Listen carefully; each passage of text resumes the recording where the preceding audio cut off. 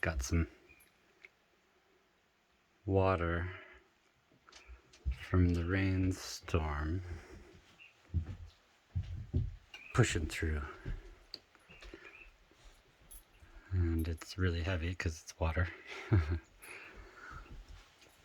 This one pulled down the edge.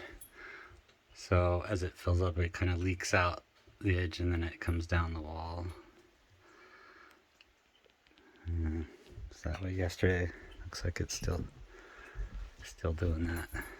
A lot of this kind of thing where it's just patchy and stuff. Makes me wonder. It's just that way because of the wood, or if it's actually coming in from the outside, which is a problem. You know, it's gonna be like that every rainstorm. It's gonna be a little harder to deal with. Hopefully it's just from hitting up above and then sort of leaking down. So that can be remedied with the roof. And yeah. So anyway, the floor is soaking, which is, you know, to be expected, but it's up to a point, you know, it starts breaking down like here. This is the main part of the room anyway, and that's where the leak was above in this room. So I'm guessing it's taken a while. But now that there's no carpet to protect it and no roof to protect it, it's breaking down faster. So harder to see because the sun and shadows are just going crazy. But lumber from yesterday, I tried to pull it in as fast as I could, get it covered from the truck. These ones as well. They were soaking, but now they're looking pretty dry. So that's good. Maybe it just, you know, because wood is cellular, but it's like a pipe system. So maybe it just got wet and then it just drains out the bottom. I don't know. Also, there's the problem of where the wood contacts wood. Yeah, where it keeps it wet. Looks like there's a little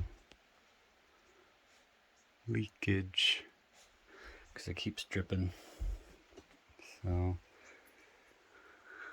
I've got a few micro holes in the tarp, and this is new tarp. But I got a few, probably from, you know, covering up, you know, holding it down with bricks and stuff and stones, which is rough. Probably poke a hole also walking on it. So how do I lift that up and get the water out? You can tell that the middle one I've pushed up on it with the 2x4 and it landed this way and that way into those ones. So doesn't make a big difference. I'll have to like scoop it out with a bucket. Anyway, yeah, at least it's drying. Rainstorms are coming daily. So right now it's clear and sunny. Looks beautiful, but by tonight it'll be soaking again. So I'll need to do as much work as I can on it and then cover it back up quick. And that's what these are. These are the extra floorboards that I need to fill that spot. But I had to hold off doing those floorboards until I can for the sun is all over me. I got to do that one. I've been missing that the 4x6. Because I ran out, and then all the stores ran out, and nobody has it, and so it's been a pain. So finally, I found one. It's not a good one, but it was in their scrap pile.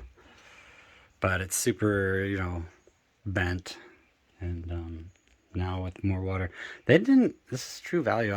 They didn't have any of their, well, not any of it. They had most of their wood not covered. So, and I asked the guy, I'm like, how do what do you guys do when it rains? And they're just like, nothing. We just leave it out. And I was a little, I said, doesn't it, twist on you or warp or anything? And he went kind of a sidetrack. He was just like, well,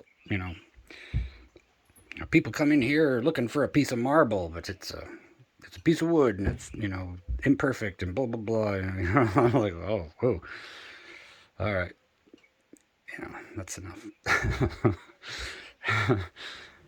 So the answer is yes, it warps. But the example is the one I bought. It's all warped.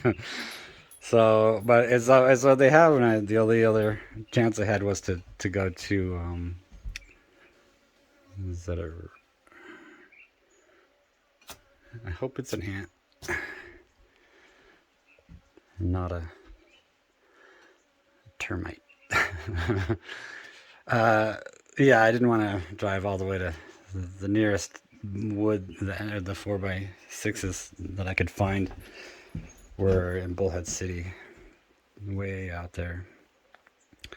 So, yeah, I was like, well, I'll take this one. I'm gonna save myself, a couple hours of driving. And so I bought it. I'm gonna cut it to length and then stick it in there, bolt it in, and start the floorboards on this side. This side, I've gotten up to here. All these are bolted or screwed in. So they're nice and sturdy and secured. At some point I'll go through and sand them and everything, mostly the top of them for sure. And yeah, and then just while I was there, I grabbed some extra. See, it looks like ants. I hope it's ants.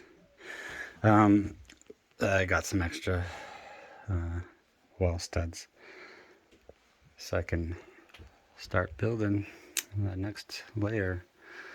Loft needs walls, and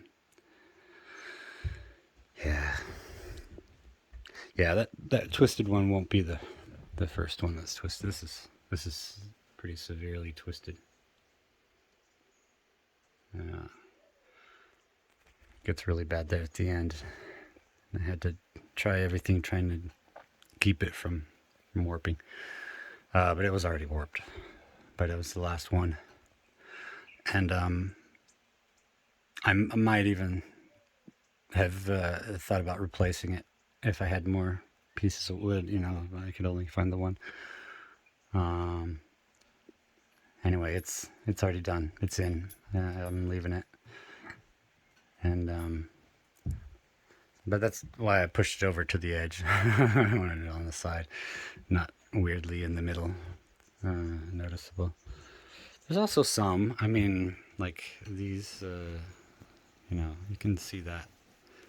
That is slightly warped there at the end, or twisted, whatever. Yeah. So there's imperfections for sure. So, why do I hear bees? I shouldn't hear bees in here. That's not a good sound. Maybe it's just flies. I don't know. First thing is to lay these out in the sun, let them dry, and get it out from under the drips. And yeah, try to get that water off and do the 4x6, then do the floorboards. I'm gonna finish those floorboards over there, these over here, and then none of these will happen. I guess I could, start from this. I've been starting from the center and going outward, which is, what I did over here, and that's why I got as far as I did, and then I had to work on the big 4x8s that'll be, in the walls sticking vertical for strength and stuff. So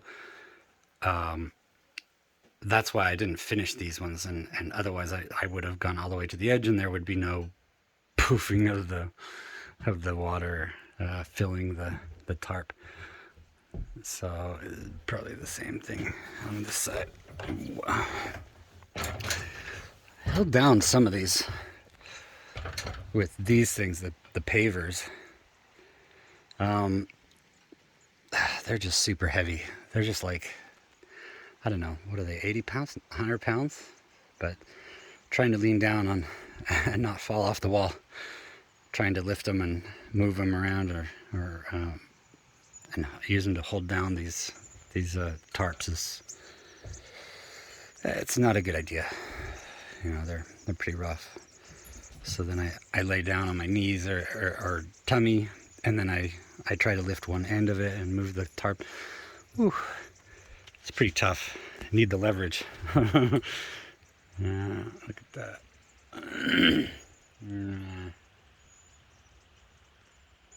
Lots of water. And luckily they're not full of holes. Just a few. This one also has a drippy hole. I can't remember where it is, but I found it yesterday. It's kind of beautiful. It's kind of serene. But, yeah.